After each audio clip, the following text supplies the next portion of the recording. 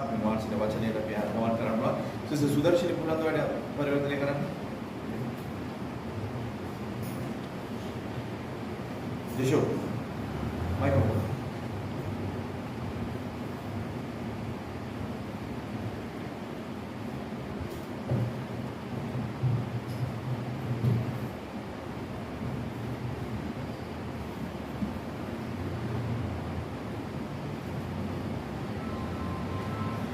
ஹல்லேலூயா. கர்த்தர் நல்லவர். இதுவரையிலும் நடத்தினவர் இனிமேலும் நம்மை நடத்துவார். 189 நாட்கள் கர்த்தர் நம்மை 88 நாட்கள் கடந்து 189வது நாளிலே அவரை ஆராதிக்கும்படியாக கர்த்தர் நம்மை ஜீவனோடு நடத்தி வந்திருக்கிறார். දවස් 189 කරපු දෙවියන් වහන්සේ ඉදිරියට යවනවා. ආමේන්. ஹல்லேலூயா. தப்புட்ட சத்தம் தான் ஸ்மஷன். யாருடைய ஃபோன் அடிக்குது?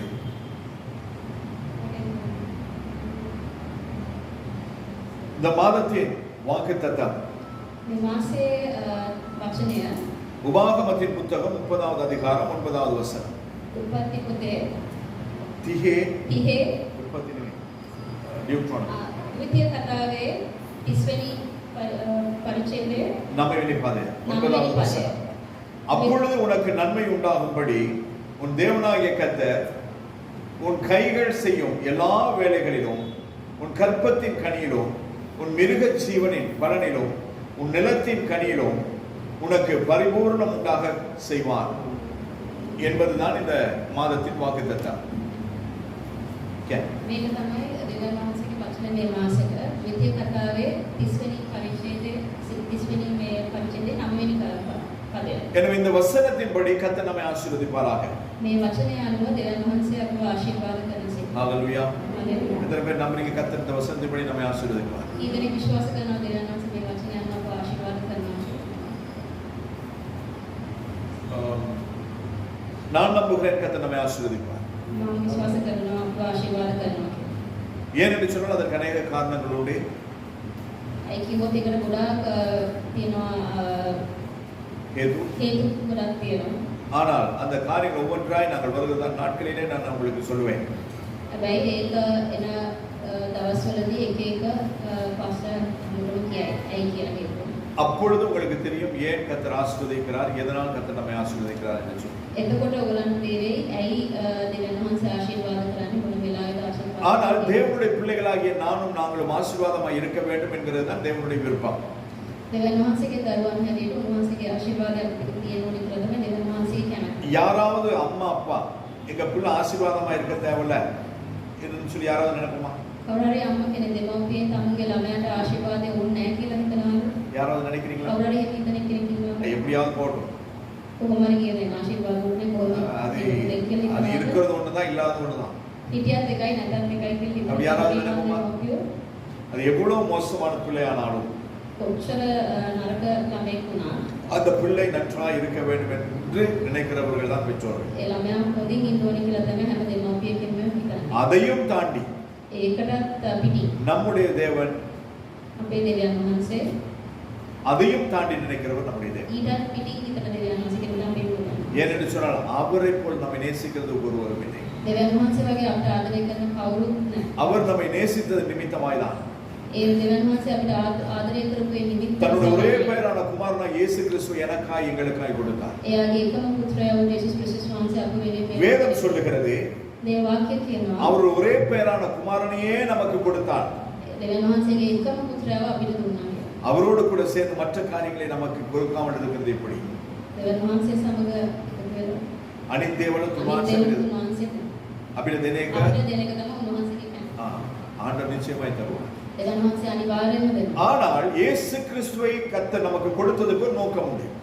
ඒ දෙවියන් වහන්සේ ජේසුස් වහන්සේව අපිට දීපයකට හේතුවක් තියෙනවා. நாம் எல்லாரும் ரட்சிக்கப்பட வேண்டும். අපි හැමෝම ගැලවීම ලබා நாம் ගන්න. எல்லாரும் பாவ நிவர்த்தி பெற வேண்டும். අපි හැම පවක්ම අපේ පාවෙන් සිල්ලා යනවා. பரலோக தேவனோடு கூட நாங்கள் உறவிலே இணைய வேண்டும். දෙවියන් වහන්සේ ස්වර්ගයේ සිටින දෙවියන් වහන්සේ සමග අපි பரலோகத்திலே நாங்கள் தேவனோடு கூட இருக்க வேண்டும். දෙවියන් වහන්සේ ස්වර්ගයේ සිටින දෙවියන් වහන්සේ அந்த பரலோகத்தின் தேவனோடு கூட இருக்கிறதற்கு நம்மை தகுதிப்படுத்தும்படியாக தன் ஒரே பேரான குமாரனை அனுப்பினார். ස්වර්ගයේ සිටින දෙවියන් සමග අපිට ඉන්න අපි සුදුසුකම් ලබන්න තමයි ජේසුස් වහන්සේ අපේ වෙතට එන්නේ. ஆனால் அந்த காரியத்தை நோக்கி நகர்ந்து போக முடியாதபடிக்கு அநேக போராட்டங்கள் அநேக நெருக்கங்கள் நம்முடைய வாழ்க்கையில வந்து கொண்டிருக்கிறது வரும். ඒ තත්ත්වයට ඒ සුදුසුකම ලබන්න බාධාවක් ඉන්න ගොඩාක් දේවල් අපේ ජීවිතේ වෙනවා. ஆனாலும் நமக்கு ரட்சிப்பை கொடுத்த தேவனுடைய ரட்சிப்பை கடைசி வரையிலும் காத்துக் கொள்கிறவர்கள் தான் நாங்கள் பரலோகத்தின் தேவனோடு கூட இருக்க முடியும். ඒ ඔක්කොම බාධා අතහැරලා දෙවියන් වහන්සේ සමග ස්වර්ගයේ වැඩ සිටින එතන ඉන්න ඒ ගැලවීමත් සමග ඉන්න තමයි කට්ටිය තමයි. அதே போலதான் ඒ වගේම තමයි கர்த்தர் நமக்கு கொடுத்த வாக்குத்தத்தங்கள் நம்முடைய வாழ்க்கையில நிறைவேற வேண்டுமானால் දෙවියන් වහන්සේ අපේ ජීවිතේ දීලා තියෙන පොරොන්දු ඉෂ්ට වෙන්න ඕනේ නම් கர்த்தர் என்னென்ன காரியங்களை நமக்கு சொல்லுகிறாரோ அந்த காரியங்களை நம்முடைய வாழ்க்கையிலே நாங்கள் கடைபிடிக்கும் பொழுது அதை நாங்கள் அதற்கு கீழ்ப்படிந்து நடக்கும் பொழுதுதான் கர்த்தர் அதை நமக்கு தருவார். දෙවියන් වහන්සේ අපිට දීලා තියෙන ආඥා අවවාදේ අනුව ඒවට කීකරු වෙමින් ජීවත් වෙනොත් තමයි ඒ පොරොන්දුව කරා අපිට යන්නේ. 6 நாட்களுக்கு முன்பதாக முதலாம் தேதி வாக்குத்தத்தத்தோடு கூட ஒரு சில காரியங்களை நான் உங்களோடு கூட பேசினேன். මාස 6ක් දවස් 6ක් ඉස්සරහා දෙවියන් වහන්සේගේ වචනය සම්බන්ධයෙන් ස්පෂ්ට කතා කළා. அதாவது இந்த ஆசீர்வாதங்களை வாக்குத்தத்தங்களை நாங்கள் எப்படி சுதந்திரித்துக் கொள்கிறது? මේ ආශිර්වාදයෙන් අපි කොහොමද ලබා ගන්න කියලා. கை செய்யும் வேலைகள் ஆசீர்வாதம். වැඩ අත්වල වැඩ වලින් හම්බෙන நம்முடைய ආශිර්වාද. பிள்ளைகள் ஆசீர்வாதம். අපේ දරුවන් ආශිර්වාද. நம்முடைய மிருக ஜீவன்கள் ஆசீர்வாதம். අපේ ළඟ ඉන්න සත්තු සිව්පාවන්. நம்முடைய நிலத்திலே ஆசீர்வாதம். අපේ තියෙන දේපල இது හම්බෙන இது எல்லாத்துலயும் கொஞ்சம் கிடையாது. මේකෙන් පොඩ්ඩක් නෙමෙයි ආශිර්වාද. பரிபூர்ண ஆசீர்வாதம். සම්පූර්ණ ආශිර්වාද. பரிபூர்ண ஆசீர்வாதத்தை கொடுக்க கர்த்தர் விரும்புகிறார். දෙවියන් වහන්සේ කැමති තියෙන අපේ සම්පූර්ණ அந்த ආශිර්වාද. ஆசீர்வாதங்களை பெற்றுக்கொள்ள வேண்டுமானால் ඒ ආශිර්වාදය ලබා ගන්න செய்ய ඕනේ. வேண்டிய இன்னும் சில காரியங்களை நான் உங்களோடு கூட பேச விரும்புகிறேன். ඒ හරහා මොනවද කරන්න ඕනේ වැඩ කියලා පස්සේ 30வது அதிகாரம் 2வது வசனத்தை நாங்கள் வாசிக்கிறோம். 32 உன் தேவனாகிய கர்த்தரிடத்திற்கே திரும்பி இன்று நான் உனக்கு கற்பிக்கிறபடியெல்லாம் நீயும் உன் பிள்ளைகளும் உங்கள் முழு இருதயத்தோடும் உங்கள் முழு ஆத்துமாவோடும் அவருடைய சத்தத்துக்கு செவி கொடுத்தாள். சிங்களை நான் உன் தேவனாகிய கர்த்தரிடத்தில் திரும்பி உன் தேவனாகிய கர்த்தரிடத்தில் திரும்பி දෙවියන් වහන්සේ වෙත හැරිලා இன்று நான் உனக்கு கற்பிக்கிறபடியெல்லாம் දැන් වහන්සේ මට කියන විදිහට நீயும் உன் பிள்ளைகளும் ඔබයි ඔබගේ ළමයිනුයි உங்கள் முழு இருதயத்தோடும் අමුගේ මුළු සිතින් உங்கள் முழு ஆத்மாவோடும் ඔබගේ මුළු ආත්මයෙන් அவருடைய சத்தத்துக்கு செவி கொடுத்தாள். ඔබගේ හඬට කීකරුණා.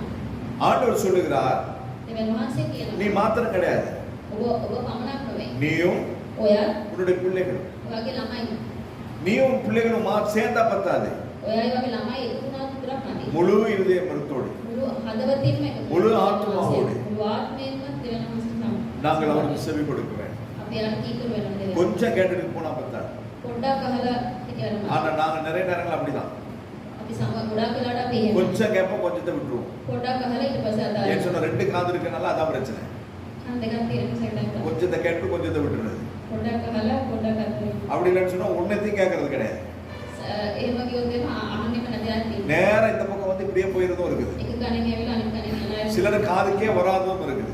කනට ඒ දේ ඇහෙන්නේ ஆனால் නැහැ. தேவன் நம்மை ஆசீர்வதிக்க வேண்டுமானால் දෙවියන් වහන්සේ අපිව ආශිර්වාද කරන්න ඕන නම් நானும் என் பிள்ளைகளும் මමත් මගේ ළමයි நாங்களும் நம்முடைய பிள்ளைகளும் මමත් මගේ ළමයි හැමෝම முழு இருதய ஆத்மாவோடும் මුළු ආත්මයෙන්ම முழு இருதயத்தோடும் මුළු හදවතින්ම கர்த்தர் சொல்லுகிறதை கேட்க வேண்டும். දෙවියන් වහන්සේ කියන දෙයට කීකරු වෙන්න ඕනේ. ஆண்டவர் எப்ப சார் தப்பானதை சொல்வாரா? දෙවියන් වහන්සේ කවදාවත් වැරදි දෙයක් කියනවා சொல்லுங்க, කියන தப்பானதை சொல்வாரா? වැරදි දෙයක් කියනවා ஒரு දෙවියන් நாள் වහන්සේ சொல்ல மாட்டேன்.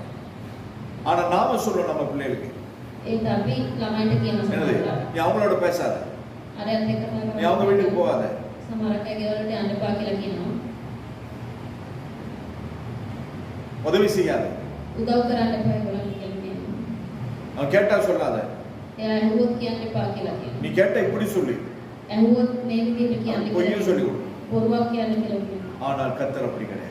ඒ දෙවියන් වහන්සේ කියන්නේ சொல்லுகிறதை செய்கிற தேவன் தான் நம்முடைய தேவன். කියන දේ කරන දෙවියන් அப்ப වහන්සේ. அந்த தேவன் என்னையும் உங்களையும் ஆசீர்வதிப்பேன் என்று சொல்லி இருக்கிறார். ඒ දෙවියන් වහන්සේ ඔබවත් අපිවත් ආශිර්වාද நம்முடைய வேலைகளை ஆசீர்வதிப்பார். අපේ වැඩ ආශිර්වාද කරනවා. அது சமைக்கிறதா இருக்கட்டும், ඒ උයනක වෙන්න පුළුවන්. வேலை தலங்களில வேலை செய்கிறதா இருக்கட்டும், වැඩ ස්ථානවල වැඩ කරන අය වෙන්න පුළුවන්. பிள்ளைகள் சொல்லலாம் எங்களுக்கு வேலை கிடையாது நாங்க படிக்கிறோம் அப்படின்னு. ළමයි කියන්න පුළුවන් අපි වැඩ කරන්නේ නැහැ ඒ නිසා. படிக்கிறது தான் உங்க வேலை.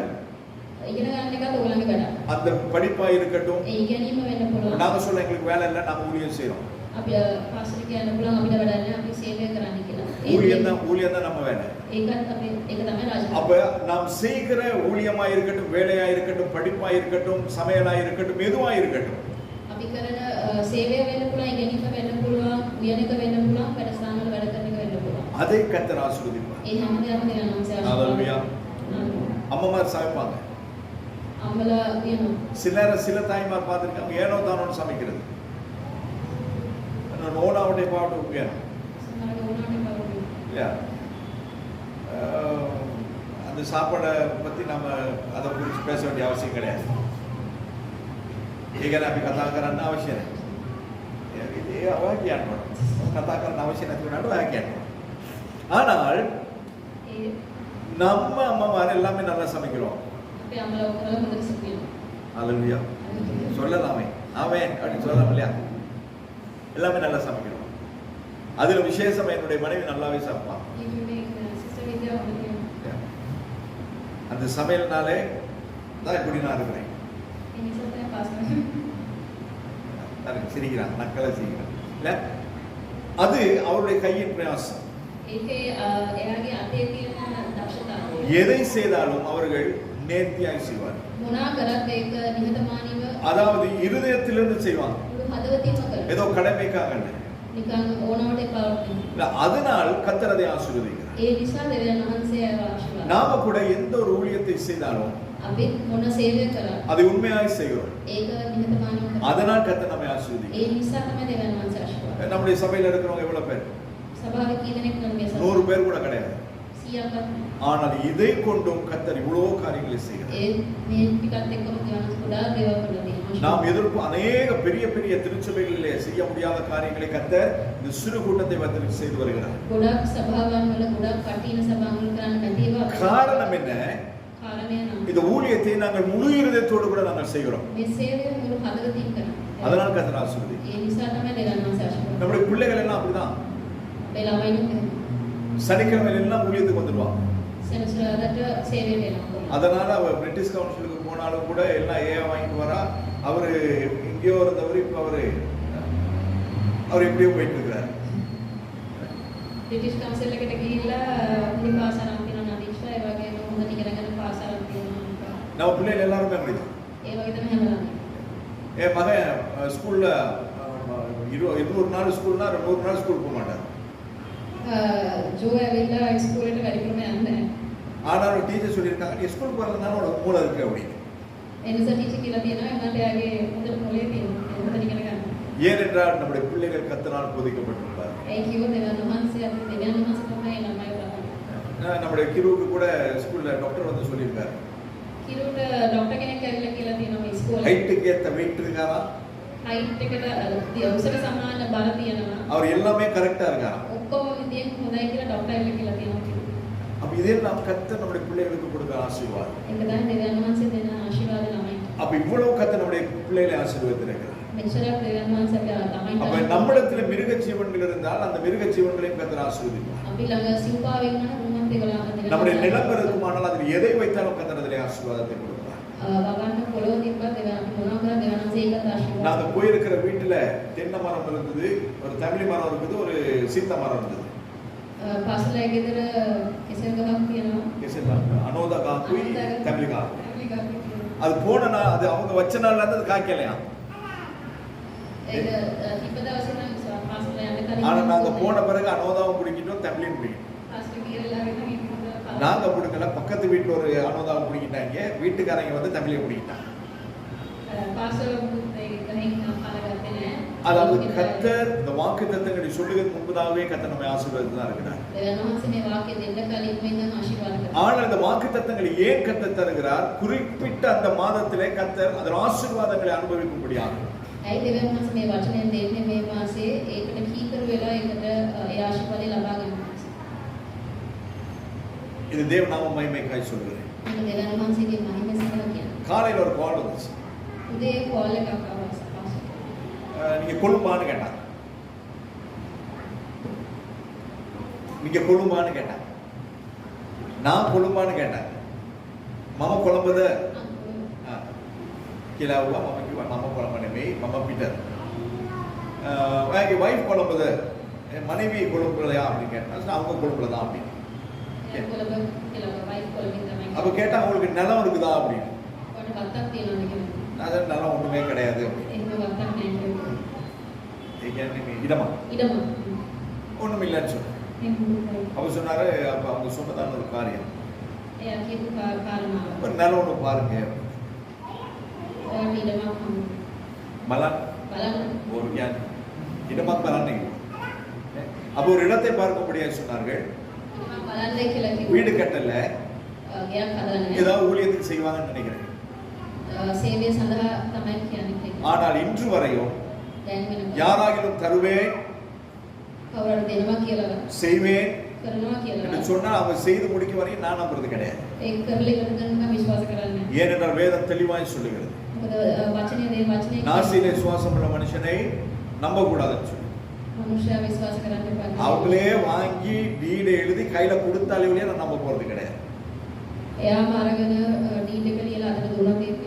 அப்ப ஏன் இதை நான் சொல்லுகிறேன்? இந்த வாக்கு தத்தத்தை கொடுத்து கர்த்தர் 7வது நாளிலே இப்பேற்பட்டதான ஒரு வார்த்தையை கேட்கும்படியாக கர்த்தர் கிருபை செய்தார். ஆனாலும் இந்த ஊழியத்திலே முன்னோக்கி செல்ல முடியாதபடிக்கு, சமாதானமாய் செய்ய முடியாதபடிக்கு, சமாதானமாய் வாழ முடியாதபடிக்கு அநேக பிரச்சனைகள், அநேக போராட்டங்கள் அன்றாடம் வந்து கொண்டிருக்கிறது. காரணமே இல்லாத காரியங்கள். ஆனாலும் கர்த்தர் அதற்கு நியாயம் செய்வார். இந்த வருஷத்தின் வாக்குத்தத்தத்திலே ஆண்டவர் ஒரு வசனத்தை சொல்லி இருக்கிறார். ஏசாயா 54வது அதிகாரம், ஏசாயா 17வது வசனத்திலே நாங்கள் வாசிக்கிறோம். உனக்கு விரோதமாய் உருவாக்கப்படும் எந்த ஆயுதமும் வாய்க்காதே போகும். உனக்கு விரோதமாய் நியாயத்தில் எழும்பும் எந்த நாவையும் நீ குற்றப்படுத்துவாய். அது கர்த்தருடைய ஊழியக்காரனின் சுதந்திரமும்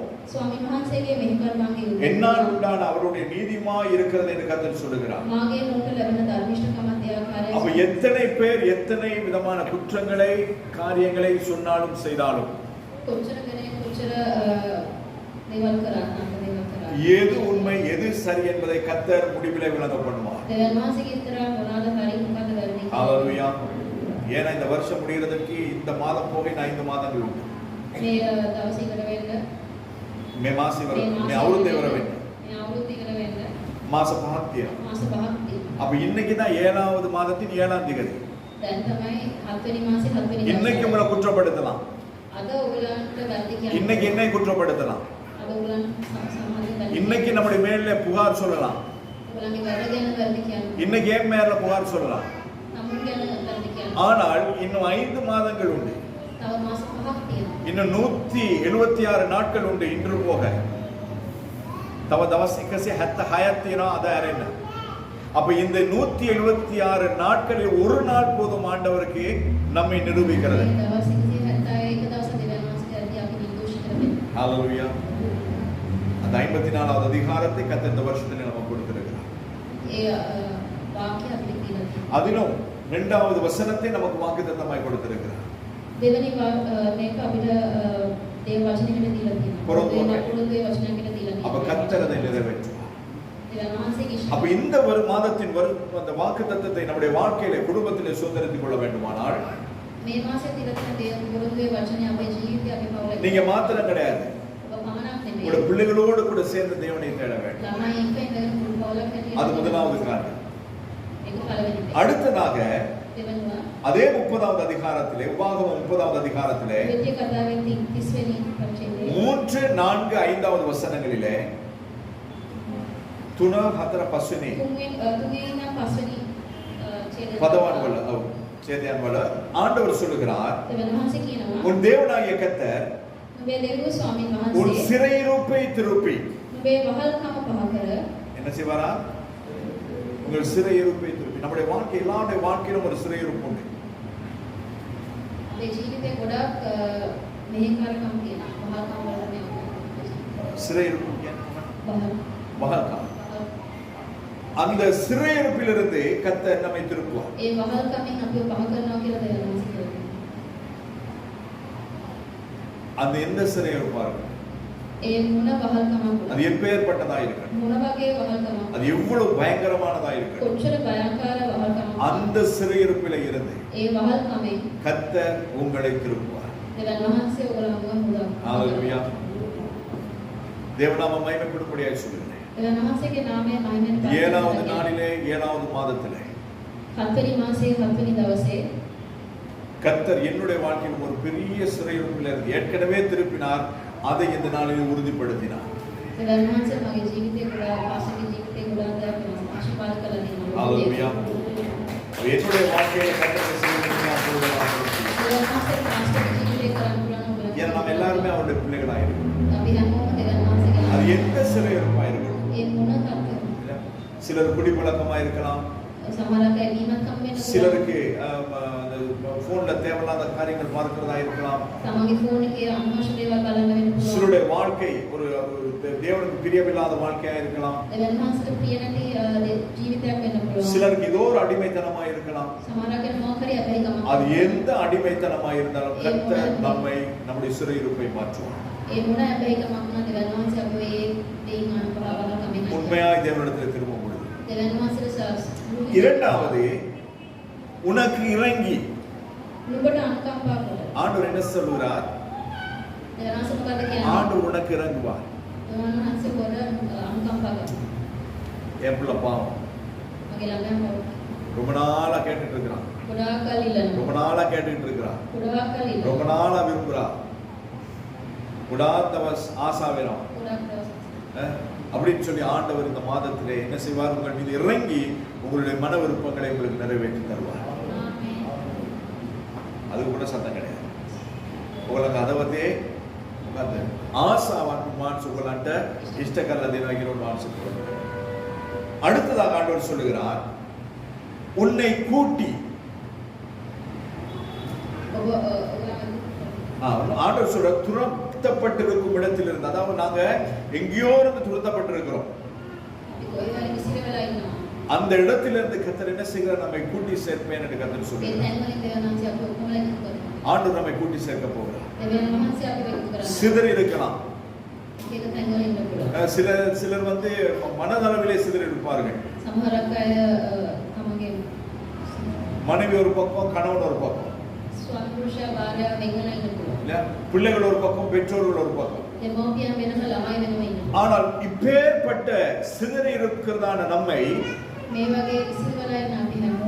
ஒவ்வொருவரும் ஒவ்வொரு பக்கத்துல துரத்தப்பட்டிருக்கிறோம். இங்க ஒரு ஆள் போன் பார்த்துட்டு இருப்பான், அந்த பக்கத்துல ஒரு ஆள் போன் பார்த்துட்டு இருப்பான், 4 பேர் 4 மூலையில இருந்து போன் பார்த்துட்டு இருப்பான். சிதறப்பட்டிருக்கிறோம். அப்பேற்பட்டவர்களை ஆண்டவர் மறுபடியும் ஒன்று சேர்க்க போகிறார். அடுத்ததாக ஆண்டவர் சொல்லுகிறார், உன்னை கொண்டு வந்து, அதாவது நீங்க இருக்கிறதான ஸ்தானத்திலே இருந்து, அடிமைத்தனத்தில் இருந்து ஆண்டவர் என்ன சொல்லுகிறார்? உன்னை கொண்டு வந்து உங்களை விடுதலையாக்கி ஆண்டவர் உன்னை சேர்த்து வாக்குத்தத்தத்தை சுதந்திரிக்கும்படி, இந்த மாதத்திலே கர்த்தர் சொன்ன வாக்குத்தத்தங்களை அல்லது கடந்த 6 மாதங்களிலே சொன்ன வாக்குத்தத்தங்களை இந்த மாதத்தோடு கூட சேர்த்து 7 வாக்குத்தத்தங்களையும் இதுவரையிலும் அனுபவிக்கவில்லை என்று சொன்னால் 7 வாக்குத்தத்தங்களையும் சுதந்திரிக்கும்படிக்கு கர்த்தர் என்ன செய்வார்? நம்மை சேர்த்துக் கொள்வார். මේ මාස 7ේම ගිය මාස 6ක් ඇතුළතව මේ මාස 7වෙනි මාසේ පොරොන්දු වචනයත් එක්ක දීලා තියෙන පොරොන්දු හැමකම දෙවියන් වහන්සේ අපිට එකතු කරලා ඒක ඉෂ්ට කරන ආශිර්වාද. சில நேரங்கள் ஜனவரி மாச வாக்குத்தத்தம் இன்னும் நமக்கு நிறைவேறாமல் இருக்கலாம். ජනවාරි මාසේ දීපු පොරොන්දු තාම ඉෂ්ට වෙලා නැහැ. பிப்ரவரி மாசம் சொன்னது நிறைவேறாமல் இருக்கலாம். පෙබරවාරි මාසේ දීපු පොරොන්දු ඉෂ්ට වෙලා නැහැ. மார்ச் மாசம் சொன்னது நிறைவேறி இருக்கலாம். මාර්ච් වල දීපු මාර්ச் මාසේ දීපු පොරොන්දු நீங்க ஜனவரி மாசம் பிப்ரவரி மாசம் நடக்கலையே, எப்படி மார்ச் மாசம் மட்டும் நடந்துச்சு அப்படி? ජනවාරි පෙබරවාරි වල පොරොන්දු ඉෂ්ට වෙලා නැහැ. මාර්ච් මාසේ ඉෂ්ට වුණා.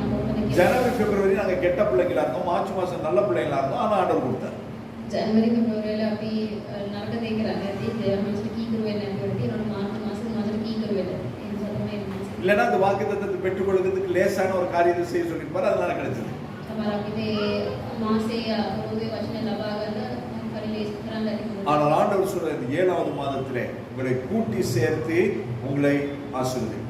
ඒ දෙවනවාසි කියන මේ හතරි මාසයේ ඔයගොල්ලන් එකතු කරලා ඔයගොල්ලන්ට යන ආශිර්වාද உங்களுக்கு நன்மை செய்வேன் என்று கர்த்தர் சொல்லுகிறார். ඔයගොල්ලන්ට අනුකම්පා කරනවා කියලා දෙවනවාසි. உங்களை பெருக பண்ணுவேன் என்று கர்த்தர் சொல்லுகிறார். உங்களை பெருக பண்ணுவேன். பெருக பண்ணுவேன் என்ன ஜெஷு? सामे बहुलत्व ये बात कर ඔයගොල්ලන්ව වැඩි දියුණු කරනවා. बहुलत्व बहुलत्වයට ඒ කියන්නේ කිසි දෙයකින් අඩුවක් නැති විදියට කිසිම දෙයකින් අඩුවක් எந்த ஒரு காரியத்திலும் குறைவில்லாதபடிக்கு கர்த்தர் உங்களை ஆசீர்வதிப்பார். කිසිම වැඩක කිසිම දෙයකින් අඩුවක් නැතුව ඔයගොල්ලන්ව සම්පූර්ණ කරනවා. உங்கள் வாழ்க்கையிலே சுகத்துக்கு குறைவு இருக்காது.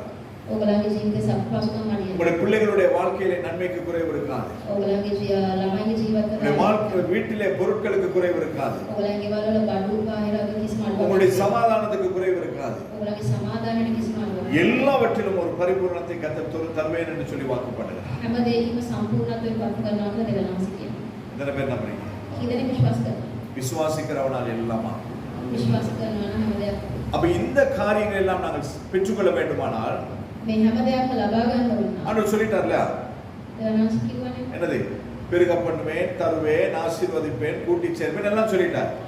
ආශිර්වාද කරනවා, රැස් කරනවා කියලා කියනවා, සම්පූර්ණ කරනවා කියලා කියනවා. ஆனால் இந்த காரியங்கள் எல்லாவற்றையும் நான் பெற்றுக்கொள்ள வேண்டுமானால் මේ හැම දෙයක්ම අපි ලබා ගන්න ඕන. உபாகமத்தின் புத்தகம் 30வது அதிகாரம் 11வது வசனத்தில் நாங்கள் வாசிக்கிறோம். ද්විතීය කතාවේ 30 වෙනි පරිච්ඡේදය කියනවා. ஆண்டவராகிய தேவன் சொல்லுகிறார், දෙවනවාසි කියනවා நான் இன்று உனக்கு விதிக்கிற கட்டளைகளை මම ඔයගලන්ට අද දෙන தியே கொலாம். අද මා විසින් ඔබට අනුකරන මේ ආඥාව மறைபொருளும் அல்ல, ඔබට අමාරු වැඩි එකක්වත් அது உனக்கு தூரமானதும் அல்ல. දුරව තිබෙන එකක්වත් නොවේ. ஆண்டவர் சொல்லுகிறார், நான் உனக்கு கொடுக்கிறதான இந்த கட்டளைகள் මේ අනුකරන ආඥාවන් දෙවනවාසි දෙන மறைபொருள் அல்ல, ඒක අමාරුත් නෑ. அது உனக்கு தூரமானதும் அல்ல. ඒක දුරත් නෑ. நீ ஆண்டவர் கொடுக்கிற கட்டளைகள் நமக்கு மறைபொருளா இருக்குதா? දෙවනවාසි අපිට දීලා තියෙන ආඥාවන් අමාරුද? ஏதாவது ஆண்டவர் மறைச்சு வச்சிருக்காரா? දෙවනවාසි අමාරුකම් දීලා තියෙනවද? சிங்களத்துல சொல்லுவாங்க குருமுஷ்டி அப்படின்னு. அப்படி ஏதாவது மறைக்க வைக்கப்பட்ட மறைப்பொருட்கள் இருக்கிறதா? දෙවනවාසි හංගගෙන ඉඳලා දීලා තියෙනවද? ஒண்ணும் கிடையாது. එහෙමද? எல்லாவற்றையும் ஆண்டவர் வெளியரங்கமாய் நமக்கு எழுதி கொடுத்திருக்கிறார். සෑම දෙයක්ම පැහැදිලිව මේ බයිබලෙන් தானியேலுடைய நாட்களிலே முத்திரையிடப்பட்டது உண்டு. දානියේලගේ දවස්වල ඇතිව දේ முத்ரா கரப்பு தேவால் කියනවා. මුද්‍රා කරපු දේවල්. அதை யோவான் வெளிப்படுத்தின விசேஷத்திலே கதன் அந்த முத்திரைகளை உடைத்தார். යොහාන් පරිච්ඡේදයේ ඒක එළිදරව් පොතේ. එළිදරව් පොතේ ඒක මේව කරනවා. முத்ராණி கேடுவான் வான்சே. வெளிப்படுத்தின விசேஷத்திலே சில முத்திரைகளை கத்தர் போட்டிருக்கிறார். එළිදරව් පොතේ සමහරක් මුද්‍රා තියෙනවා. அதையும் கத்தர் வருகைக்கு முன்பதாக அதை கத்தர் உடைப்பார். ඒක ඉදිරියට ඒවත් කරනවා. அப்ப நமக்கு முத்திரையிடப்பட்ட அல்லது மறைக்கப்பட்ட மறைப்பொருட்கள் எதுவுமே கிடையாது. අපිට සැඟවිච්ච මංගල තියෙන කිසිම දෙයක් නැහැ. கர்த்தர் சொன்ன எல்லாவற்றையும் கர்த்தர் செய்திருக்கிறார். දෙවනවාසි මේ වෙනකන් කියලා දෙන හැම දෙයක්ම ඉෂ්ට කරලා තියෙනවා. கர்த்தர் சொன்னதை கர்த்தர் செய்து முடிப்பார். දෙවනවාසි කියපු දේ දෙවනවාසි ඉෂ්ට කරනවා. எத்தனை பேர் நம்புறீங்க? කී දෙනෙක් විශ්වාස කරනවා?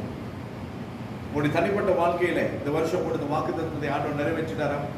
ඔයගේ ජීවිතේ දෙවනවාසි කියපු දේ ඉෂ්ට කරලා තියෙනවා. நிறைவேற்றினாரா? நிறைவேற்றிக் கொண்டே இருக்கிறாரா? දෙවනවාසි ඉෂ්ට කරලා තියෙනවද? ඉෂ්ට කරමින් ඉන්නවා. சொல்லுங்க. මේ වෙනකන් කියලා තියෙනවා. තමගේ ජීවිතේ நிறைவேற்றினாரா? நிறைவேற்றிக் கொண்டே இருக்கிறாரா? ஆண்டவர் எனக்கு கொடுத்த வாக்குத்தத்தம் என்னன்னு சொன்னா, දෙවනවාසි පාස්ටර් දීපු පොරොන්දුවේ වචනය உனக்கு சந்தோஷமும் மகிழ்ச்சியும் உண்டாகும் அப்படின்னார். ඔබට සන්තෝෂය மகிழ்ச்சி சந்தோஷம் சந்தோஷம் மகிழ்ச்சி ஜாய் சத்துனா සන්තෝෂ ප්‍රසන්න சத்துனா இது ரெண்டையும் தருவேன்னு கர்த்தர் சொன்னார். දෙවනවාසි දෙනවා කියලා විශ්වාස. ஆனா டெய்லி ஏதாவது ஒரு பிரச்சனை வந்துட்டு தான் இருக்குது. හැමදාම මොකද ප්‍රශ්නයක් එනවා. ஆனா அடுத்த நிமிஷம் அதை கர்த்தர் சந்தோஷமா மாற்றுகிறார். ඒ ප්‍රශ්නේ ඊළඟ මොහොතේම සායි සතුටට ஹalleluya. அதாவது நான் ஒரு காரியத்தை பார்க்கக்கூடியதா இருக்கிறது. එක දෙයක් කරනවා.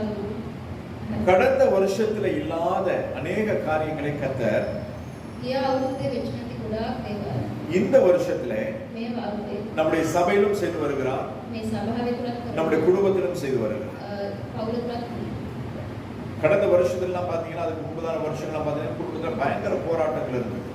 ගිය අවුරුද්දේ ඊට කලින් අවුරුද්දේ පවුල තුල ගොඩාක් யாருனாலும் பாத்தீங்கன்னா நம்ம விசுவாச மக்களாலே, විශ්වාස කරන අය ஆனால் கர்த்தர் அதை எல்லாம் இந்த வருஷத்திலே மாற்றிருக்கிறார்.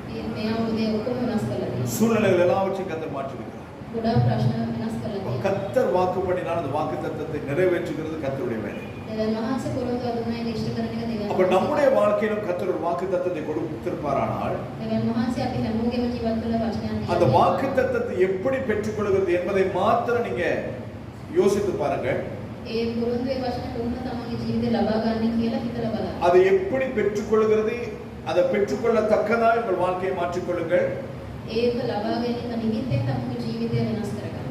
சொன்னதை கர்த்தர் செய்து முடிப்பார். දෙවියන් වහන්සේ එතකොට කියපු දේ ඉෂ්ට කරනවා. அவ்வளவுதான். அப்ப இந்த மாதத்திலே ஏன் கர்த்தர் இந்த காரியங்களை வலியுறுத்தி உங்களுக்கு பேசுகிறார் என்று சொன்னார். ඇයි මේක මේ මාසේ 7 වෙනි මාසේ දෙවියන් වහන්සේ පැහැදිලිව කියන්නේ. வெள்ளிக்கிழமை நாங்கள் ராத்திரியிலே விழித்திருந்து ஜெபித்தோம்.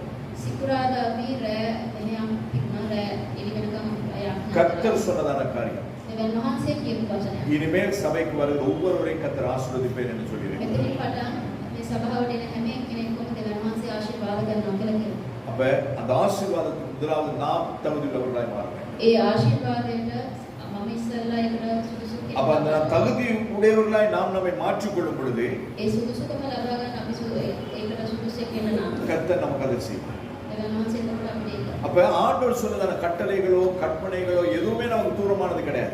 දෙවියන් වහන්සේ කියපු ආඥා අන කිසිම දෙයක් දුරක් නැහැ. நாங்க அவருடைய ஆசீர்வாதத்தை பெற்றுக்கொள்ள இங்கிருந்து இந்தியாவுக்கு போக வேண்டிய அவசியம் கிடையாது. දෙවියන් වහන්සේගේ ආශිර්වාද ගන්න මෙතන ඉඳන් ඉන්දියාවට යන්න. நாங்க அவருடைய ஆசீர்வாதத்தை பெற்றுக்கொள்ள இங்கிருந்து கதிர்காமமோ முன்னேஸ்வரமோ அப்படி நாங்க சிகிரியோ போக வேண்டிய அவசியம் கிடையாது. දෙවියන් වහන්සේගේ ආශිර්වාද ගන්න මෙතන ඉඳන් මුන්නේශ්වරම්ම සීරියාවට යන්න අවශ්‍ය. இங்கிருந்து இஸ்ரவேலுக்கு போக வேண்டிய அவசியம் கிடையாது. ඊශ්‍රායලට යන්න අවශ්‍ය නැහැ. போகணுமா? යන්න ඕන. யாராவது போகணும்னா நான் சொன்ன போகாதீங்க. යන්න ඕන පාස්ටර් කෙනෙක් යන්න ඕන. அந்த காசு கொண்டாந்து இங்கே கொடுத்துருங்க. ඒ සල්ලි ටික ගන්න සභාවට. வேஸ்ட். ஆண்டவர் இருந்த இஸ்ரவேல் வேறு, இப்போ இருக்க இஸ்ரவேல் வேறு. දෙවියන් වහන්සේ හදපු ඊශ්‍රායල වෙනස්, දැන් තියෙන ඊශ්‍රායල වෙනස්. நாங்க தான் அவருடைய சந்ததி. අපි තමයි යන්නේ. நாம் தான் அவருடைய ஜனங்க. අපි තමයි යන්නේ ජනතාව. நாம் தான் அவருடைய மேய்ச்சலை நாடுகள். අපි තමයි மாசிக்கு பெற்றோர். බැලුවෝ. அப்ப அவர் நம்முடைய ஆசீர்வாதங்களை அவர் நமக்கு தருவார். එතකොට දෙවියන් වහන්සේ අපිට ඔහුගේ ආශිර්වාදය. அப்ப அவர் என்னோடு கூட பேச வேண்டுமானால், දෙවියන් වහන්සේ අපට සම්පූර්ණ தேவனை சந்திக்க வேண்டுமானால் අවශ්‍යතාවය நான் செய்ய வேண்டிய ஒரே ஒரு வேலை, එක කරන්න එක දෙයක්. இதை எடுத்துட்டு ஒரு இடத்துல போய் உட்கார்ந்து, බයිබලේ අරගෙන ගිහිල්ලා එක තැනක ඉඳලා. இதை நாங்கள் அமர்ந்த இடத்துல இருக்கும் பொழுது கர்த்தர் நம்மோடு கூட பேசுவார். සම්සුන් තැනක ඉඳගෙන මේක තියාගෙන කියවුවොත් දෙවියන් அப்ப அவருடைய கட்டளைகள் நமக்கு மறைபொருளும் அல்ல, දෙවියන් වහන්සේගේ ආඥා අපෙන් හංගලක් නැහැ. அது நமக்கு தூரம் கிடையாது. ඒක අපෙන් දුරක් නැහැ. அதை கேட்க நீங்க இங்க வரணும் அவசியம் கிடையாது. ඒක අහන්න මෙහෙ එන්න ඕන කියලා. டெய்லி ஆண்டவர் என்னோடு கூட பேசணும்னா හැමදාම දිනපතා දෙවියන් நான் செய்ய வேண்டிய ஒரே ஒரு காரியம், එක මේක දෙය කරන්න ඕනේ. ஒவ்வொரு நாள் காலையில் பைபிள் எடுத்து வாசிக்கணும். හැමදාම උදේට බයිබලේ අරන් කියවන්න. கர்த்தர் நம்மோடு கூட பேசுவார். දෙවියන් වහන්සේ කතා කරන්නේ නැහැ. அப்ப ஏன் ஞாயிற்றுக்கிழமை வரணும், அன்னைக்கு அங்கேயே வீட்டில் வச்சு வாச்சிடலாமே நீ நினைக்கலாம். ඔයගොල්ලන් හිතන්න බෑ උදේ ඉඳන් පල්ලියට එන්න ඕනේ කියලා. ஞாயிற்றுக்கிழமை வந்தே ஆகும். ඉඳන් අනිවාර්යෙන් එන්න. ஏனென்று சொன்ன ஆண்டவர் சொல்லியிருக்கிறார், දෙවියන් වහන්සේ කියලා තියෙනවා. அவருடைய கட்டளை එයාගේ ආඥා மற்றவர்கள் விட்டு விடுகிறது போல අනිත් අය අතහැරියා. நீங்களும் சபை கூடுதலை விட்டு விடாதீங்க. ඕගොල්ලන් අතරින් அது சொல்ல மத்தவங்க விட்டுறலாம். අනිත් අය අතරින් மலை அதனால போகல, වැස්ස නිසා එන්න බෑ. கால் ஒரு புண்ணு அதனால போகல, අපේ තුවාලයක් නිසා එන්න බෑ. மாமா வந்திருக்காரு மச்சான் வந்திருக்காரு அதனால போகல, මාම ඇවිල්ලා තියෙනවා මසින ඇවිල්ලා තියෙන නිසා. யார் வந்திருந்தாலும் பிளேட் ஊத்தி கொடுத்து கூட்டிட்டு வந்துரு.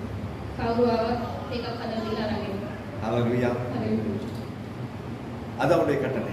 ඒක තමයි උන්වහන්සේගේ ආඥා. அந்த கட்டளை நிறைவேற்றும் பொழுதுதான் கர்த்தர் நம்மை ஆசீர்வதிப்பார்.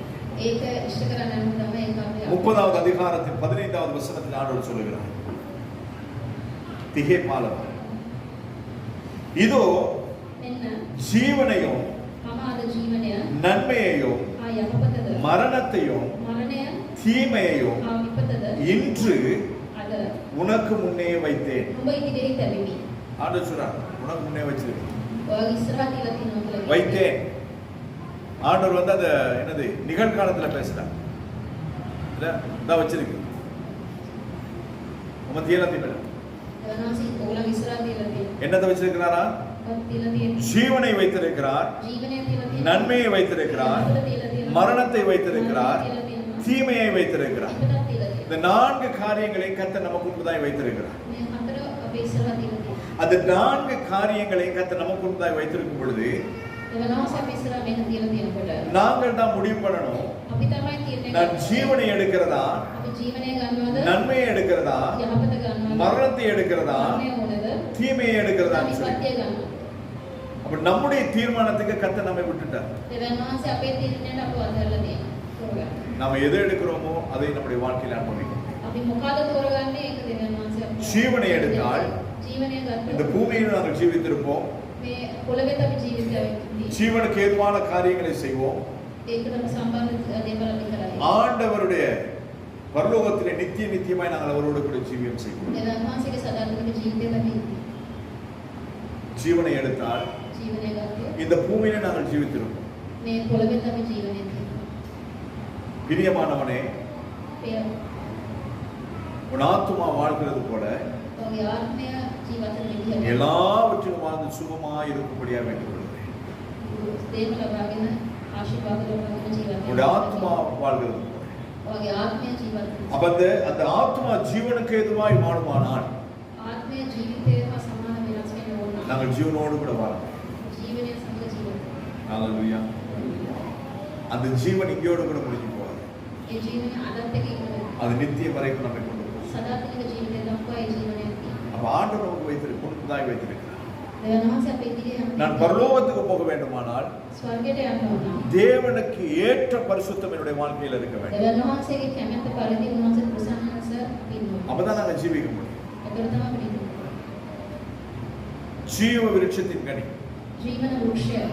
அந்த ஜீவ விருட்சத்தின் கனியை நாங்கள் பெற்றுக்கொள்ள வேண்டுமானால் ඒ ජීවන වෘක්ෂය අපිට ලබා ගන්න. ஜெயம் கொண்ட ஒரு வாழ்க்கை வாழ வேண்டும். ஜெயகிரானிக்கு ஜீவித்த இந்த பூமியிலே நாங்கள் ஜெயம் கொண்ட ஒரு வாழ்க்கை வாழ வேண்டும். මේ පොළවේ අපි ජයග්‍රහණය යුතු ජීවිතයක්. அப்பொழுதுதான் அந்த ஜீவ விருட்சத்தின் கனியை நாங்கள் பெற்றுக்கொள்ள வேண்டும். එතකොට තමයි අපේ ජීවන වෘක්ෂය එක ලබා ගන්න. அந்த ஜீவ விருட்சத்தின் கனியை பெற்றுக்கொள்கிறதுக்கு நாங்கள் ஜீவனுள்ள தேவனிடத்தில் நாங்கள் சேர வேண்டும். ඒ ජීවන වෘක්ෂය ආශිර්වාද ලබා ගන්න අපි දෙවියන් වහන්සේලා සමග ஆண்டவர் நமக்கு முன்பதாய் வைத்திருக்கிற ஜீவனை நாங்கள் பெற்றுக்கொள்ள வேண்டும். දෙවියන් වහන්සේ අපි ඉස්සරහ දීලා තියෙන ජීවනය අපි அடுத்த ஆண்டவர் நன்மையை வைத்திருக்கிறார். ඊට පස්සේ යහපත දීලා තියෙනවා. சங்கீதம் சொல்கிறது, நன்மையும் கிருபையும் உன்னை தொடரும். ගීතාවලේ කියනවා යහපත කරුණාවත් ඔබ ලබා ගන්න. அந்த நன்மையை நாங்கள் பெற்றுக்கொள்ள வேண்டும். ඒ යහපත අපි ලබා ගන්න. நன்மை செய்கிறதிலே நாங்கள் சோர்ந்து போகக்கூடாது. යහපත කරන්නේ නැතුව ඉන්න අපි පෙළඹෙන්න. அப்ப இப்பேற்பட்டதான காரியங்கள் நம்முடைய வாழ்க்கையில இருக்க வேண்டும். මේ වගේ දේවල් අපේ ජීවිතේ තියෙනවා. இருக்கும் பொழுது ඒවා තියෙනකොට கர்த்தர் நம்மை ஆசீர்வதிப்பார். දෙවියන් වහන්සේ ආශිර්වාද. அடுத்து அது மாத்திரம் கிடையாது, ඒ පමණක් නෙවෙයි. ஆண்டவர் நமக்கு முன்பதாய் மரணத்தை வைத்திருக்கிறார். දෙවියන් වහන්සේ මරණයත් අපි ඉස්සරහ දීලා තියෙනවා. மரணம் என்னது? මරණය කියන්නේ மரணம் என்றால் என்ன?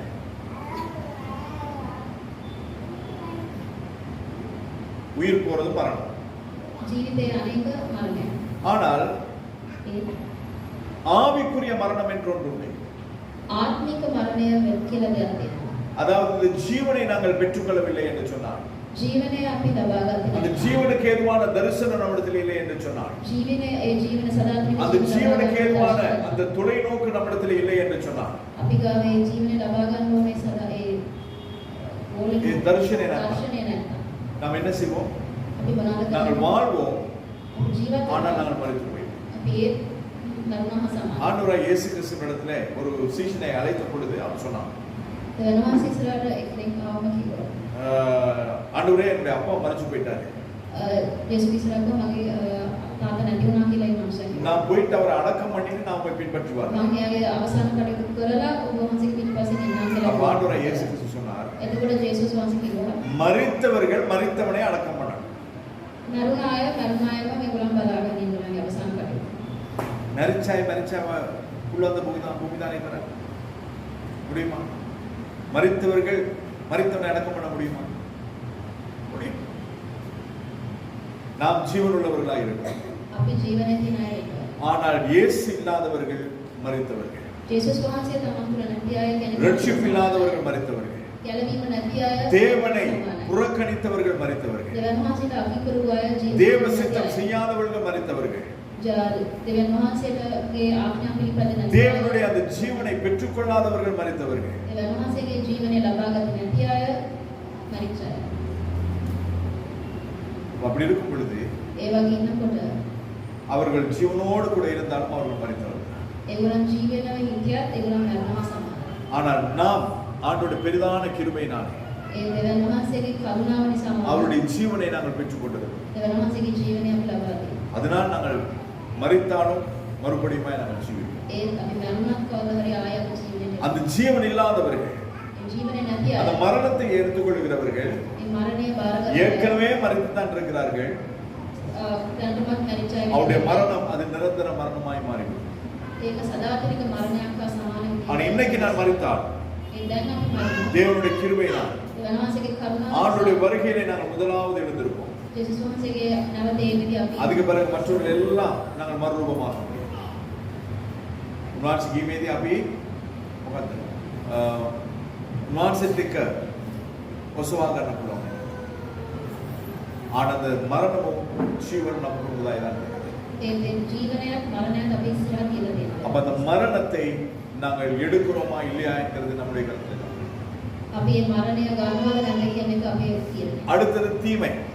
ඊළඟට විපත. என்னது? தீமை. විපත. ஏமாது இல்லையா? විපත. நமக்கு அநேக தீமைகள் உண்டு. ගොඩාක් විපත් තියෙනවා. தீமை செய்கிறவர்களுக்கு நாங்கள் தீமை செய்வோம். අපිට විපතක් කරන අයට අපි ආය අනිත් පැත්තට විපතක් வேதம் சொல் நன்மை செய்கிறதிலே சோர்ந்து போகாமல் இருக்க வேண்டும். යහපත කරන එකෙන් පිට යන්නේ නැති වීම කියලා කියනවා. யாப்பத කරන්න. யாப்பන யா අයහපත කරන්න එපා. அயாபத கரண்டமே யாப்பத் தேவல் கரண்டගේ வாசிக்கிறார். அப்ப நன்மை செய்ய வேண்டும் என்று கர்த்தர் சொல்லி இருக்கிறார். යහපතේ කරන්න කියලා දෙනවා. அப்ப அந்த தீமையை கர்த்தர் நமக்கு முன்பதாய் வைத்திருக்கிறார். විපතත් අපේ ඉස්සරහ කියලා. அவனுக்கு இப்படி பண்ணா தானே, වෙනස් කරන්න පුළුවන්. அவன் எனக்கு இப்படி பண்ணா தானே, ඒ කෙනා මේ වගේ අපිට அவன் எனக்கு இப்படி பண்ணா தானே, මේ පුද්ගලයා අපිට මේ වගේ அதனால நான் இப்படி பண்ணியா ඒ නිසා මාත්‍යාට ඒ වගේ කරනවා. எதையாவது செய்தே ஆகணும். මොන හරි කරනවා. ஆனால் ஆண்டவர் சொல்லுகிறார் அதை செய்ய வேண்டும். දෙවියන් වහන්සේ කියන එක කරන්න එපා කියලා. செய்ய. நேற்றைய தினத்தில் ஆண்டவர் ஒரு வார்த்தை கொடுத்தார். දෙවියන් වහන්සේ වචන அமர்ந்திருந்து நானே கர்த்தர் என்பதை அறிந்து கொள்ள முடியும். නිශ්ශබ්ද වෙන්න. நிශ්චல வைத்தலா නිශ්චල වෙන්න. දෙවියන් වහන්සේ බව දැනගන්න කියලා කිව්වා. ඒ කියන්නේ උන්වහන්සේ අපි වෙනුවෙන් සටන් කරන්න. கர்த்தர் நமக்காய் யுத்தம் பண்ண போகிறார். எத்தனை பேர் நம்புறீங்க? கர்த்தர் நமக்காய் யுத்தம் செய்வார். දෙවියන් වහන්සේ අප වෙන්නේ සටන් කරනවා. அது எப்பேற்பட்ட பிரச்சனையா இருக்கட்டும், ඒ වගේ ප්‍රශ්නයක් වුණා. கர்த்தர் நமக்கு உண்டுதான். දෙවියන් වහන්සේ අපේ ඉදිරියේ ඉන්නවා. கர்த்தர் நமக்காய் யுத்தம் பண்ணுகிறார். දෙවියන් වහන්සේ අප වෙනුවෙන් கர்த்தர் நமக்கு ஜெயத்தை தருகிறார். දෙවියන් වහන්සේ අපට ජය ලබා அப்ப දෙනවා. அந்த தீமைக்கு நாங்கள் தீமை செய்யாதபடி நாம் பார்க்கிறோம். ඒ විපත් කරන අයට අපි විපත් නොකර அப்படி செய்யாம இருந்தாலே கர்த்தர் நம்மை ஆசீர்வதிப்பார். එතකොට තමයි දෙවියන් වහන්සේ අපට ආශිර්වාද ஹalleluya. எரேமியா தீர்க்கதரிசி புத்தகம் 21வது அதிகாரம். எரேமியா விசியக்கே அட்ட. எரேமியா 21:8. எரேமியா 21:8. பின்னையும் அவர் இந்த ஜனங்களை நோக்கி, இதோ நான் உங்கள் முன்னே ஜீவ வழியையும் மரண வழியையும் வைக்கிறேன் என்று கர்த்தர் சொல்லுகிறார் என்று எழுதப்பட்டிருக்கிறது. எரேமியா விசியக்கே அட்ட. ஆண்டவர் சொல்லுகிறார், அவர் මේක කියන්නකො. කවද මේ සෙනගට නුඹ මෙසේ කියන්න. ස්වාමීන් වහන්සේ මෙසේ කියනසේක. මෙන්න ජීවත් වීමේ මාර්ගයත් මරණයේ මාර්ගයත් නුඹලා ඉදිරියේ තබද. ஆண்டவர் நமக்கு முன்பதாக ரெண்டு வழிகளை வைத்திருக்கிறார். දෙවියන් වහන්සේ අපේ ඉදිරියේ මාර්ග දෙකක් இதை තියෙනවා. குறித்து நாங்கள் கடந்த வாரங்களிலே நாங்கள் தியானித்தோம். අපි මේක සම්බන්ධයෙන් එන සතිවල කතා කරමු. கதா කරා. කතා ඊට කලින් සතිවල කතා. ஆண்டவர் என்ன சொன்னார்? ரெண்டு வழிகள். කිව්වේ அந்த கழுதை இரு வழியிலே கட்டப்பட்டிருந்தது. ඒ සර්කාර කියන වගේ කොටුවාව එක මාර්ග දෙකක් මැද அதுக்கு முன்பதான வாரத்திலும் அதை கொடுத்ததான ஏதோ ஒரு காரியத்தை கர்த்தர் பேசினார். ඊට කලින් දෙවියන් වහන්සේ කතා කරා ඒක සමහර அதே போல கர்த்தர் இந்த மாதத்தில் நமக்கு சொல்லுகிறதான காரியம் என்ன? දෙවියන් වහන්සේ මේ සතියේ අපිට කියන දේ உங்களை நான் ஆசீர்வதிக்கும்படியாக விரும்புகிறேன். දෙවියන් වහන්සේට ආශිර්වාද உங்களை பலிகி பெருகும்படியாக விரும்புகிறேன். உங்களை සබලත්වයට සබරාත්වේ පත් කරන්න කැමතියි. බෝවත්වයට පත් කරන්න මම කැමතියි. නමුත් ඒ මාර්ගයේ තියෙන அந்த வழி இருக்கிறது நமக்கு உண்மைதாக. ඒ මාර්ගය තියෙන්නේ අපේ ඉස්සරහා. ஜீவ வழியையும் ජීවනයේ මාර්ගය மரண வழியையும் මරණයේ මාර්ගය உங்களுக்கு முன்பதாய் வைக்கிறேன். අපේ ඉස්සරහා තියලා තියෙනවා. ஆனா நாம தான் செலக்ட் பண்ணனே எதுல போறது. අපි තමයි තෝරගන්නේ මොන මාර්ගයද වෙන්නේ. சில காரியங்கள் சில வழிகள் நமக்கு சில கஷ்டங்களை கொடுக்கும். ගොඩක් දේවල් සමහරක් දේවල් ගොඩක් අපිට අමාරු කරනවා. அந்த கஷ்டங்களை கொடுக்கும்னு சொன்னா நமக்கு ஒரு சந்தோஷத்தை கொடுக்காது. සතුටක් දෙන ඒවා දේවල් කරනවා. டெய்லி சர்ச்சுக்கு வரணும். හැමදාම පල්ලියට එන්න. 2 மணி நேரம் ஜெபம் பண்ணணும். පැය දෙකක් යාත්‍රා කරන්න. யாருக்காவது சந்தோஷத்தை கொடுக்குமா? සතුටක් දෙනවා කරනවා. சிலருக்கு கொடுக்கும். සමහරක් අයට දෙනවා. சிலருக்கு கொடுக்காது. සමහරක් අයට දෙනවා. டெய்லி போடுமா? හැමදාම යනවා. ஏன் அதே ஜெபத்தை நாங்க வீட்ல இருந்து ஜெபம் பண்ணா கேட்க மாட்டாரா? ඒ යාඥාව ගෙදරින් නම් කරොත් එන්නේ නැහැ. ஆண்டோட ஊழியத்துக்கு கேட்டுட்டே இருக்காங்களே. දෙවියන් වහන්සේගේ සේවය කරනවා. டெய்லி கொடுத்துட்டு தான் நமக்கு யாரு? හැමදාම අපි සේවය දෙදී කරනවා. அப்ப பேர்பட்டதான அநேக காரியங்கள் நமக்கு ஆசீர்வாதத்துக்கு தடையாய் முன்பதாய் இருக்கிறது. ඒ වගේ දේවල් අපිට ලැබෙන ආශිර්වාදයේ ஆனாலும் நாங்கள் இந்த தீர்மானத்தை எடுக்க வேண்டியவர்களாய் இருக்கிறோம். අපි ඒ තීරණය ගන්න ඕනේ හැටියට. ஜீவனுக்கு போகிறதான வழி ජීවනයට යන මාර්ගය அது மிகவும் குறுகினது. ඒක ගොඩක් පටු. ஒவ்வொருத்தர் தான் போகணும். එක එකන තමයි அப்ப போகும் பொழுது நாங்க எல்லாத்தையும் தூக்கி சுமந்துட்டு போக முடியாது. අපිට ඒකේ යනකොට හැමෝම උස්සගෙන යන්න බෑ. அது ஜீவனுக்குள்ளே நான் கடந்து போக வேண்டுமானால் ජීවන මාර්ගය යන්න ඕනේ. என்னிடத்துல இருக்கிற பாரமான எல்லாவற்றையும் நான் உதறி தள்ளிவிட வேண்டும். අපේ තියෙන ඔක්කොම බර අපි බසන. எத்தனை பேர் நான் உதறி தள்ளுவோம்? කී දෙනෙක් ඒක තමන්ගේ දින බර මේවා කරලා ජීවන சில நேரங்களில் நமக்கு உதறி தள்ள முடியாது. සමහරක් දේවල් අපිට ஏன்னா அது இருந்தாதான் முன்னுக்கு போக முடியும். அது இருந்தாதான் என்னால வாழ முடியும்னு சொல்லி நான் நினைக்கிறது உண்டு. ඒක තිබුණොත් තමයි අපිට ඉස්සරහට යන්න පුළුවන් කියලා හිතනවා. இல்லை, නෑ. அது இல்லாமலும் வாழலாம். ඒක නැතුවත් යන්න පුළුවන්. ஆனால் தேவன் இல்லாமல் மாத்திரம் வாழ முடியாது. දෙවියන් වහන්සේ නැතුව කොහෙවත් යන්න බෑ. அது கடந்த காலங்களிலே கர்த்தர் கற்றுக் கொடுத்த மிக மிக முக்கியமான ஒரு பாடம். ගිය මාසවල දෙවියන් වහන්සේ පෙන්නපු ගොඩක් நான் அநேக ஸ்தாபனங்களிலே நான் இருக்கிறேன். ගොඩක් සභාවල ஆயத்தனோடு ආයතනවල කාස්ත සම්බන්ධ වෙලා. அது எல்லாத்திலும் நல்ல பதவிகளை கர்த்தர் கொடுத்திருக்கிறார். දෙවියන් වහන්සේගේ ආශිර්වාදයෙන් හොඳ උදව් அநேக ஊழியர்களோடு கூட சேர்ந்து ஊழியம் பண்ணும்படியான ஒரு வாய்ப்பை கர்த்தர் கொடுத்திருக்கிறார். ගොඩක් සේවයන් වල සම්බන්ධ වෙන දෙවියන් වහන්සේ ආශිර්වාද කරනවා. நான் அறிந்தவர்கள் என்னை அறிந்தவர்கள் ஏராளம் உண்டு. මන් දැනගෙන අය මාව දැනගෙන අය බොහෝ අය ඉන්නවා. නමුත් මේ මාස දෙක තුනක කාලේ ஆனால் இந்த 2-3 மாதங்களிலே முதலாவது கர்த்தர் என்னோடு கூட இருந்தார். පළවෙනියට දෙවියන් වහන්සේ මාත් එක්ක හිටියා. இரண்டாவது என்னுடைய குடும்பம் என்னோடு கூட இருந்தது. දෙවෙනිව මගේ පවුල මාත් එක්ක හිටියා. மூன்றாவது என்னுடைய சபை மக்களிலே சிலர் இருந்தார்கள், சிலர் வந்து போனாங்க, சிலர் அப்படி. තුන්වෙනිව සභාවේ සමහරක් අය හිටියා, සමහරක් අය ඇවිල්ලා ගියා. எனக்கு தெரிந்த பாஸ்டர்கள் ஏராளம். පාස්ටර් දන්න සමහරක් පාස්ටර් ගොඩක්. ஆனால் அதில் ஒரு சிலர் மட்டும்தான் என்னை வந்து விசாரித்தாங்க. ඒකෙනුත් කීප දෙනයි ඇවිල්ලා බැලුවා. அப்ப ஆண்டவர் இதில் கற்றுக் கொடுத்த காரியம் என்ன? දෙවියන් වහන්සේ මේ තරම් මට ඉගෙනුම් දෙන්න. இவர்கள் எல்லாரும் வேஸ்ட். මේ හැමෝම முதலாவது தேவன், පළවෙනියට දෙවියන් වහන්සේ, இரண்டாவது என்னுடைய குடும்பம், දෙවියන් වහන්සේ, மூன்றாவது கர்த்தருடைய ஊழியம், அவருடைய சபை. තුන්වෙනිව දෙවියන් වහන්සේගේ සේවය. இது மட்டும்தான் இனிமேல் என்னுடைய வாழ்க்கையிலே මේ පස්සේ கருப்பொருளாக இருக்க போகிறது. இதுதான் முக்கியமாக இருக்க போகிறது. මගේ ජීවිතේ මුළුම තැන දෙන්නේ මේක තමයි. ஹalleluya. இந்த வழியை நீங்கள் தெரிந்து கொள்வீர்களானால், මේ මාර්ගය තෝරගත්තොත්, இந்த வழியிலே நீங்கள் பயணப்படுவீர்களானால், මේ මාර්ගය ඕගොල්ලෝ ගමන් කරොත් கர்த்தர் கண்டிப்பாய் நம்முடைய வாழ்க்கையிலே பெரிய ஆசீர்வாதங்களை දෙවියන් වහන්සේ கட்டளை. ගොඩාක් ආශිර්වාදයන් තෝර කරනවා. எத்தனை பேர் நம்புறீங்க? அதே போல ஆண்டவர் சொல்லுகிறார், ඒ වගේම දෙවියන් වහන්සේ மரண வழி, මරණයේ මාර්ගය. மரண வழி.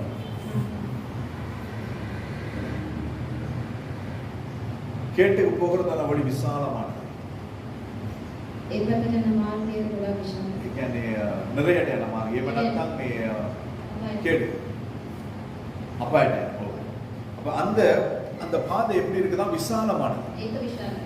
அது எல்லாரும் கை கோத்துட்டு போலாம். ඒකට හැමෝටම යන්න පුළුවන්.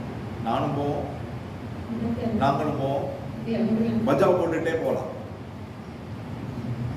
ஏன் மஜாவை தாகணும் மஜாவை தாகனைக்குலாம் அந்திமட்ட இவரை விட ஸ்தானே போயதுக்கிறதாவே அப்படி தானே மஜாவை போட்டு போய் எங்கே நாங்கள் இப்போன்னு சொல்லி தெரியாது.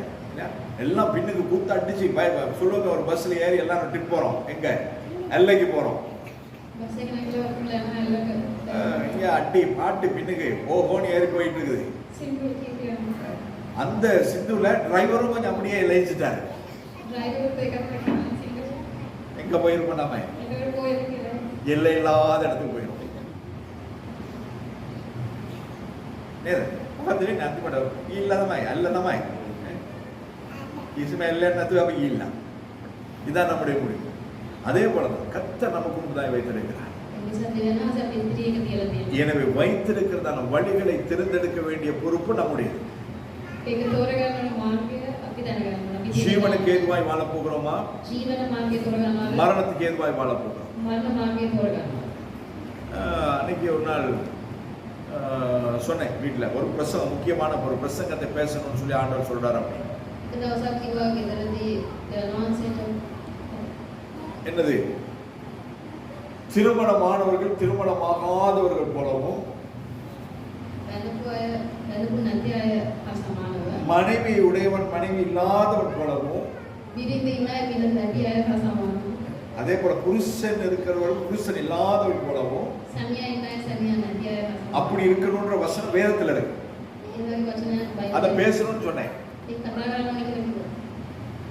அப்பொழுது என்னுடைய மனைவியும் சகோதரியுமானவள் இதையே பேசணும்.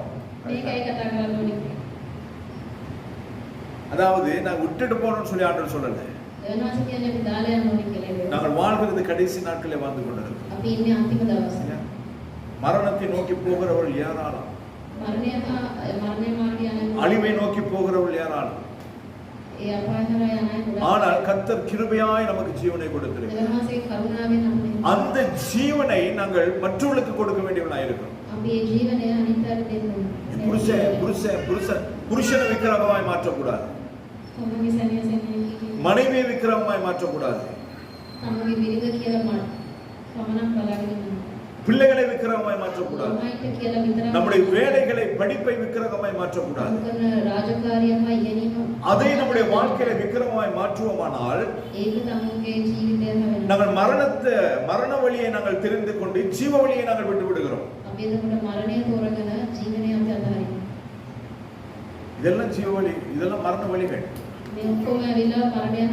எனக்கு இப்பதான் 30 வயசு, எனக்கு இப்பதான் 38 வயசு. நான் அனுபவிக்க வேண்டியது நிறைய இருக்குது, நான் வாழ வேண்டியது வாழ்க்கை நிறைய இருக்குது.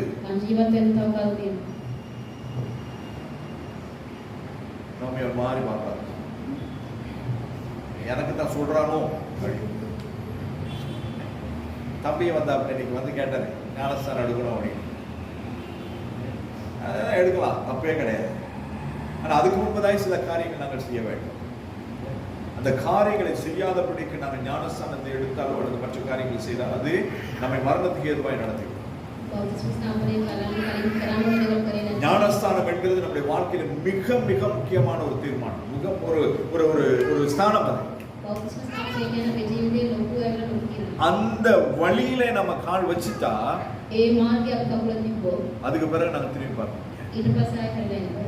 இயேசுவின் பின்னே போக துணிந்தேன், இயேசுவின் பின்னே போக துணிந்தேன், இயேசுவின் பின்னே போக துணிந்தேன், பின்னோக்கே நான் பின்னோக்கே நான் பின்னோக்கே நான் பின்னோக்கே நான், உலகம் என் பின்னே சிலுவை என் முன்னே, உலகம் என் பின்னே சிலுவை என் முன்னே, உலகம் என் பின்னே சிலுவை என் முன்னே, பின்னோக்கே நான் பின்னோக்கே நான்.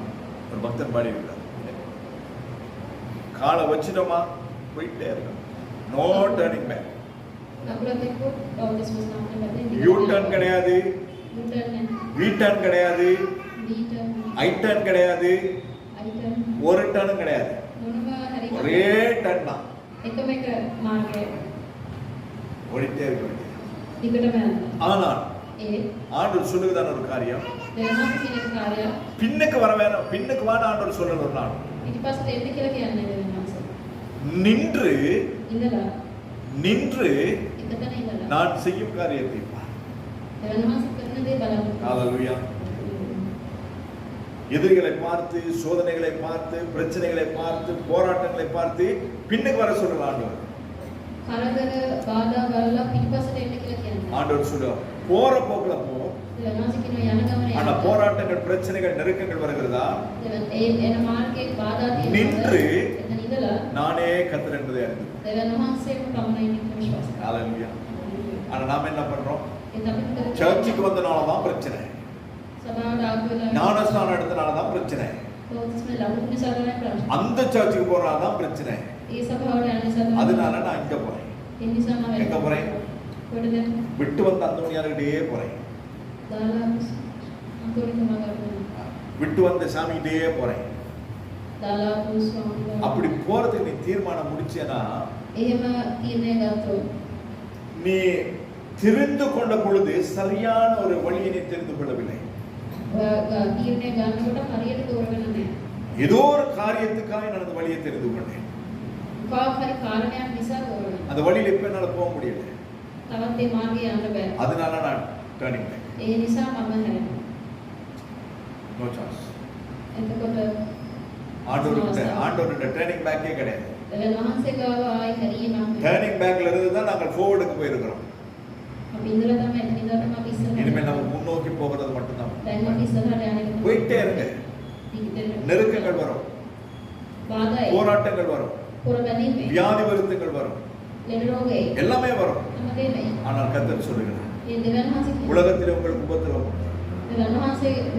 ஆனாலும் திடன் கொள்ளுங்கள், நான் உலகத்தை செய்தேன். ஆண்டவர் சொல்ற உலகத்தை ஆண்டவர் ஜெயிச்சிருக்கிறார். இப்ப நம்ம வர்ற போராட்டம் இதெல்லாம் சீனிபாலம் மாதிரி. நேற்று அதான் சொல்லியிருந்தேன், இதெல்லாம் சீனிபாலம் வாயில போட்டு சாப்பிட்டு சாப்பிட்டு போயிட்டே இருக்க வேண்டியதான். சுயங்கம்னா தான் வச்சு கழிச்சுட்டே இருக்கணும். ஆனா நாம சாப்பிடுறது என்னது? குணசிரி உள்டோ,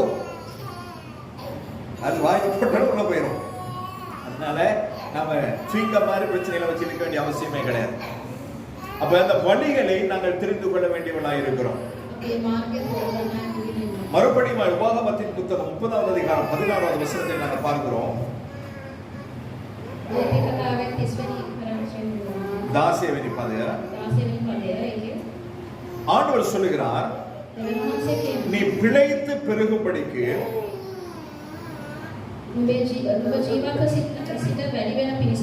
தேவனுடைய ஆசீர்வதிக்கும் படிக்கும் உன் தேவனாய கர்த்தரின் அன்பு கூறவும்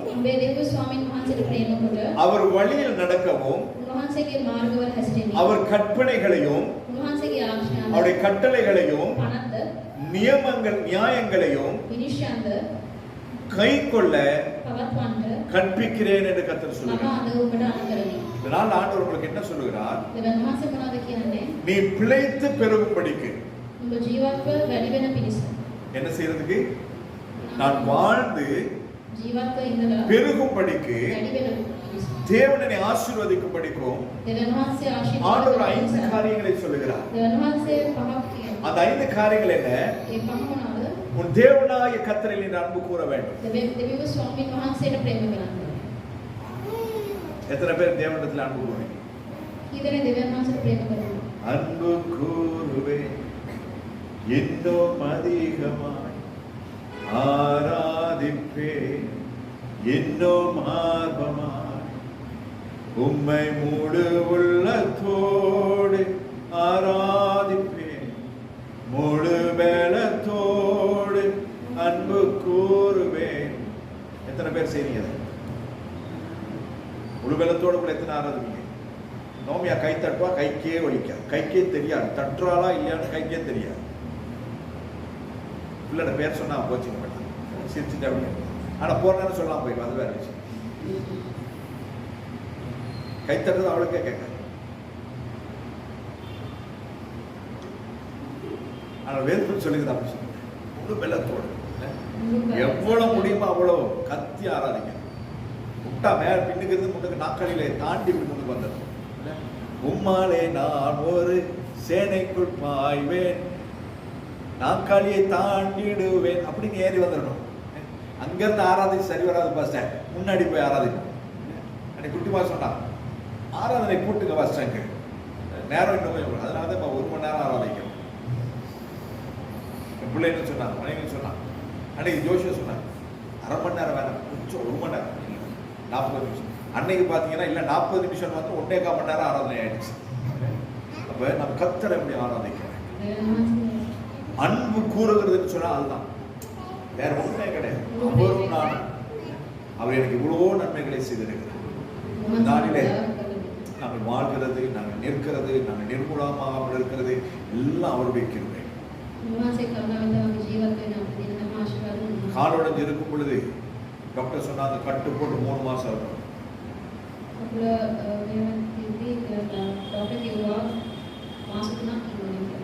கட்டை அவுத்துட்டு மாவு என்னத்தை போட்டு எக்ஸ்ட்ரா என்ன பண்ணாங்க சிறிய பிரச்சனை கவருக்கு நோக்கியா அந்த அப்படியே கூப்பிட்டு அவங்க தூக்கி முட்டு வாங்கி பண்ணிச்சு. பின்னுக்கு அவங்களுக்கு கேட்குது இல்லைன்னு நினைக்கிறேன். அப்போ அப்போ அடுத்தது அவர் சொன்னார், கால் ஊண்டி நிற்க நடக்க இன்னும் 3 மாசம் ஆகும். அப்ப எத்தனை மாசம்? 6 மாசம். ஆனால் 2வது மாதத்தில் நிற்கும்படியாக கர்த்தர் செய்தார். அதுவும் பெரிய ஆச்சரியம் என்ன தெரியுமா? அன்னைக்கு என்னுடைய மனைவி வெளியில போயிட்டு வந்தாங்க சாமான் வாங்கி, அது சனிக்கிழமை ஊழியத்துக்காக. நான் வீட்டுல பருப்பு கறி வச்சுட்டேன்.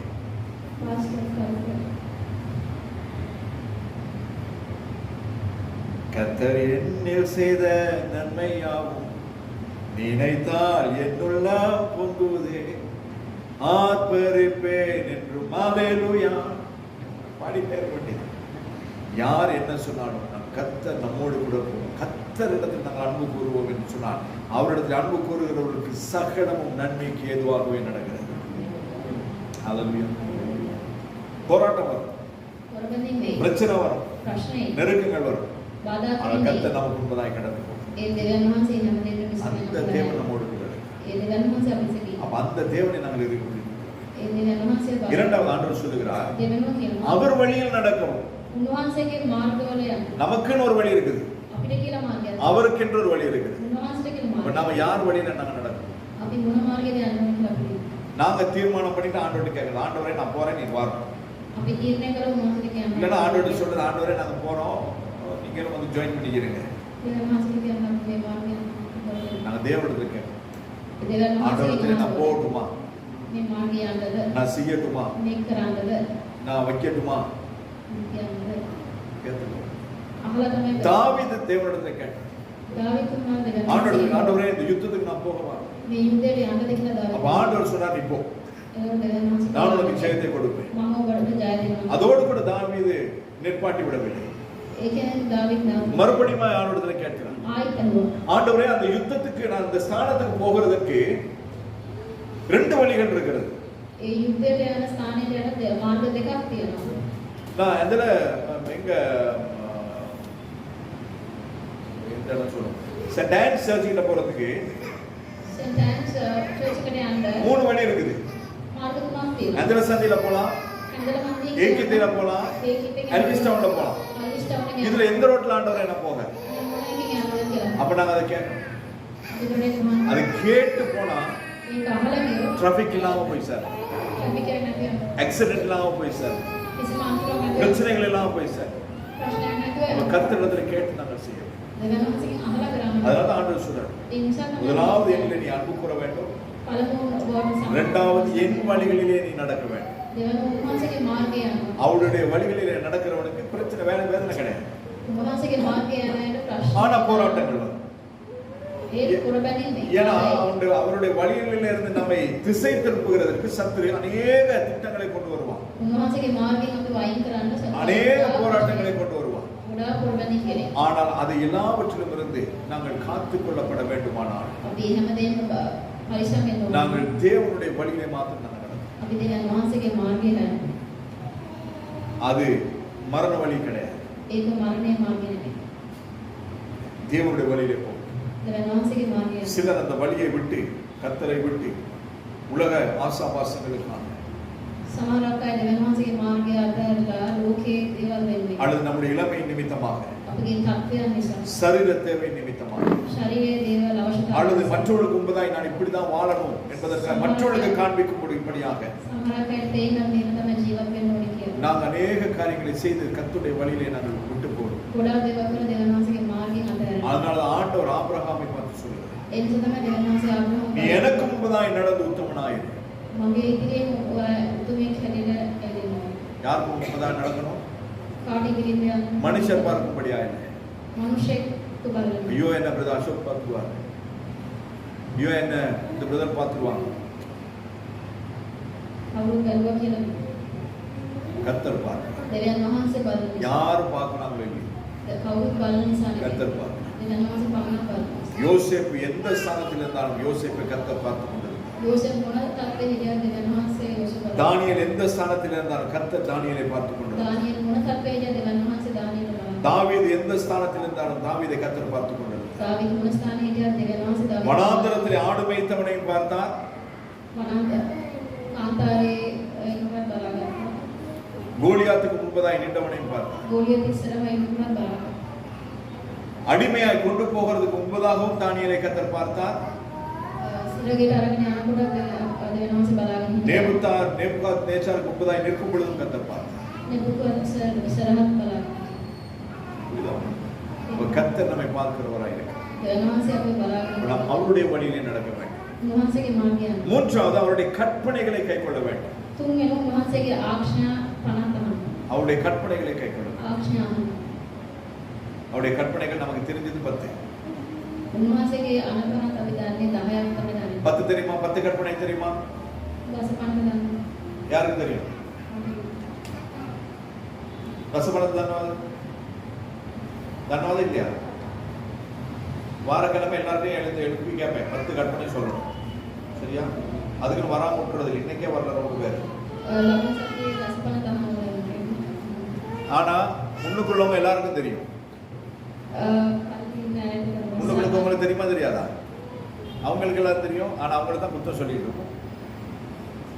ඒගොල්ලන් දැනගෙන ඉන්නවා ඒගොල්ලන් කියනවා. ඒගොල්ලන්ට අපි දොස් කියනවා. අපි දොස්. උන් අපිට රූප නමස්කාර කරනවා. ඒගොල්ලන්ට අපි බයිනවා මේ රූප නමුත් ඒගොල්ලන් දසවන දේ දන්නවා. අපි ඒනොට ඒගොල්ලන් දසවන. අපි நாங்க ஜீவனுள்ள தேவனை ஆராதிக்கிறோம். ජීවමාන දෙවියන් ஆனா වහන්සේ. தேவனுடைய கற்பனை நமக்கு தெரியாது. ඒ දෙවියන් වහන්සේගේ ආඥා. அதனாலேயே நமக்கு தெரியாதுன்றதுக்காகவே 10 கற்பனை ஆண்டவர் 2 கற்பனையா கொடுத்தார். ඒ නිසා තමයි අනුපනන්ත 10 එකක් හැරිලා තියෙන්නේ. அந்த 2 கற்பனையாவது உங்களுக்கு தெரியுமா? ඒ දෙකවත් ගන්න. தெரியுமா? ஆண்டவருடைய கற்பனைகள் 2 දෙවියන් වහන්සේගේ අනුපනන්ත. தெரியுமா தெரியாதா? கற்பனைகள் இருக்கிறதே எனக்கு தெரியாதே. அப்படி கற்பனை இருக்குதா அப்படின்ற மாதிரி தெரியுது. விளங்குது எனக்கு உங்களை பார்த்து பார்க்கும்போது அப்படி இருக்குதா? இதுவரை சொல்லவே இல்லையே அப்படின்ற மாதிரி 10 கற்பனைகளை 2 கட்டளைகளை மாற்றி கொடுத்திருக்கிறார். ஆண்டவரை நாங்கள் முழு வெள்ளத்தோடு, முழு ஆவியோடு, முழு ஆத்மாவோடு நாங்கள் அவரை அன்பு செய்ய வேண்டும். இரண்டாவது, என்னை நான் நேசிக்கிறது போல, உன்னை நான் நேசிக்க போறது, என்னை நான் நேசிக்கிறது போல மற்றவங்களை நேசிக்கிறேன். நிறைய பேர் மற்றவங்களை நேசிக்காதது காரணம் என்னன்னு சொன்னா நாம நம்மளை நேசிக்கிறது கிடையாது. அதனாலதான் நம்ம மற்றவங்களை நேசிக்கிறது. அதனாலதான் நிறைய பேர் வரேன் அடியாங்காவும் கூட்டிட்டு போயிருது. ஏன்? அவன் தானே நேசிக்கிறான், அவன் சாகிறதுக்கு போறான், அதனால இவனையும் கூட்டிட்டு போறது. வரேன் அப்படி இல்லை தின்னத்துக்கு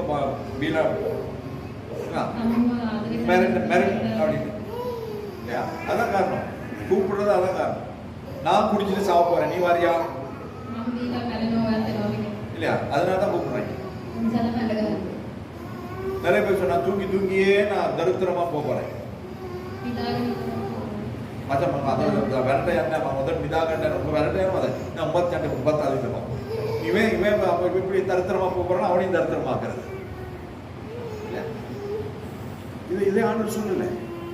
ஆண்டவர் என்னை நேசிக்கும்படியா சொல்லி இருக்கிறார். දෙවියන් වහන්සේ කියලා තියෙන තමන්ට ආදරය நான் என்னை நேசிப்பேனானால் මම මාව ආදරය ஆண்டவர் சொல்லுகிறார் சுறுசுறுப்பை எறும்பினிடத்திலே கற்றுக்கொள்.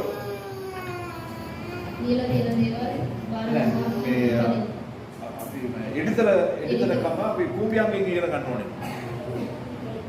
ஆனா நாம தூங்குறதுக்கு கூப்பிட்டு இருக்கோம்.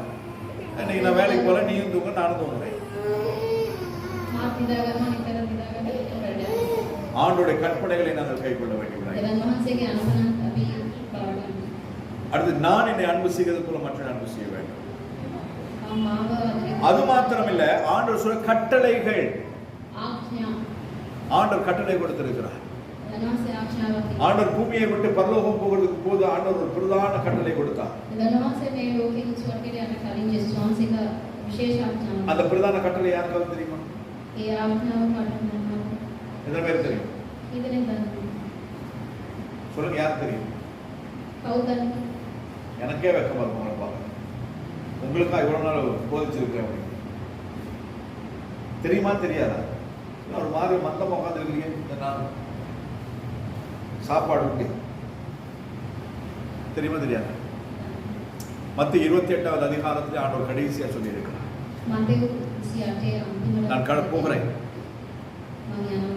நான் மறுபடியும் உலகத்தின் முடிவு பறிந்த சகல நாட்கள் நான் உங்களோடு கூட இருப்பேன். ලෝක ආත්ම දාපුවම මම ඔයගලන් සමග ඉන්නවා. නමුත් ඔයගලන් කරන්න ඕන වැඩක් තියෙනවා. ஒரு நீங்க செய்ய வேண்டிய வேலை ஒன்று என்ன? எல்லா இடத்துக்கும் போய் சுவிசேஷத்தை சொல்லி பிதா குமாரன் பரிசுத்த ஆவியின் நாமத்தினாலே எல்லாரும் ஞானஸ்தானம் பெற்று சபையில சேர்க்க வேண்டியது உங்களுக்கு வேலை. அது உங்களுக்கு ஒரு கட்டளையாய் ஆண்டவர் கொடுத்தது. ஞானஸ்தானம் எடுத்து அல்லது சபையில தேவனை ஆராதிக்கிற அத்தனை பேருக்கும் கற்றுக் கொடுத்த கட்டளை, தலையாய கட்டளை. அதை நாங்கள் செய்ய வேண்டும். ஆனா நம்மளை பார்த்தாலே பக்கத்து வீட்டுக்காரன் சர்ச்சைக்கு போக மாட்டான். அப்படிதான் நம்ம கட்டளையின்படி வாழ்ந்து கொண்டிருக்கோம். கட்டளைகளை நாங்கள் கை கொள்ள வேண்டும். அடுத்தது நியாயங்களையும் கை கொள்ள கற்பிக்கிறேன். நியாயங்கள், இது செய்யணும், இதை செய்யக்கூடாது, இது சரி, இது தப்பு, இது நல்லது, இது கெட்டது அப்படின்றது ஆண்டவர் நமக்கு தான் சொல்லி வைத்திருக்கிறார். உலகத்தானுக்கு தெரியாது. அவன் எப்படி விற்பான், அவன் எந்த வியாபாரத்தையும் பண்ணுவான், அவன் எப்படியும் வாழ்வான், அவன் எப்படியும் உடுத்துவான், அவன் எப்படியும் எதையும் அவன் தெரிந்து கொள்வான். ஆனால் நாம் அதை செய்ய முடியும்.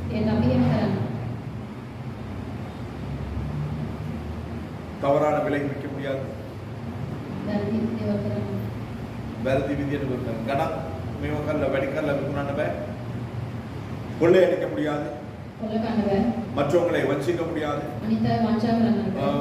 மற்றவங்க ட்ரெஸ் பண்ற மாதிரி நம்ம ட்ரெஸ் பண்ண முடியாது. வேலைக்கு தானே போறோம். வேலைக்கு போனா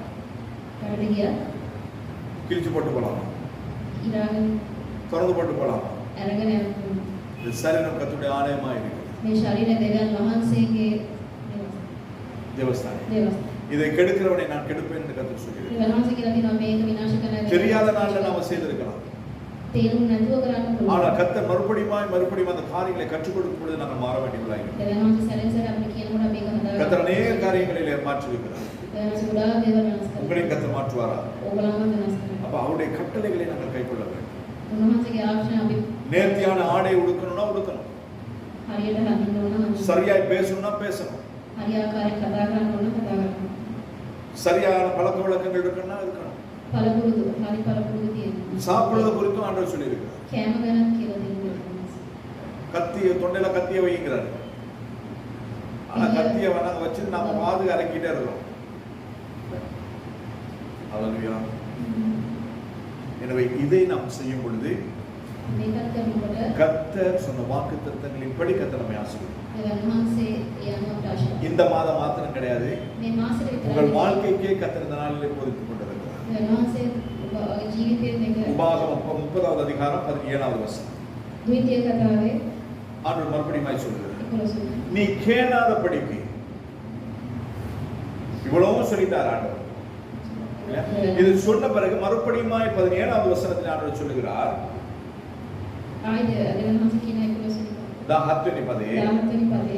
நீ கேளாதபடிக்கு කීකරු නොවන மனம் பேதித்து, නුඹේ සිත හැරී ගොස් அதாவது பேதலித்து,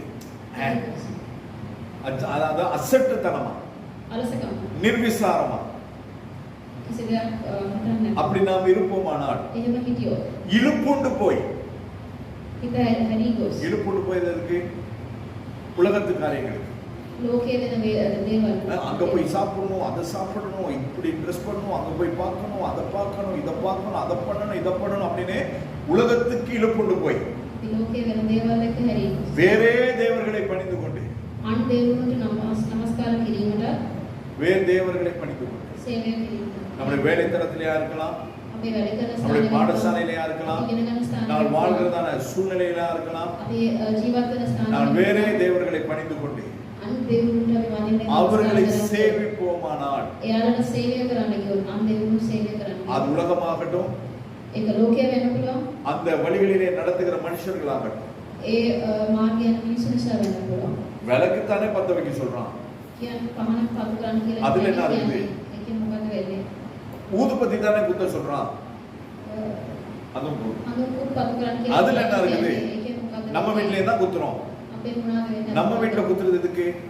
අපේ ගෙදර කරන්නේ நம்ம வீட்டோட நாத்தம் போறதுக்கு, අපේ ගෙදර ගානේ இல்ல கொசு வராம இருக்கிறதுக்கு. ගඳ යන ஆனா அங்க நாங்க எதுக்கு குத்துறோம்? එහේ අපි ගමනේ சாமிக்கே குத்த சொல்லிருக்கோம், ඒ අන් දේවරුන්ට வாழைப்பழத்துல ஏத்த சொல்லியிருக்கிறோம். அப்ப அது தப்பு.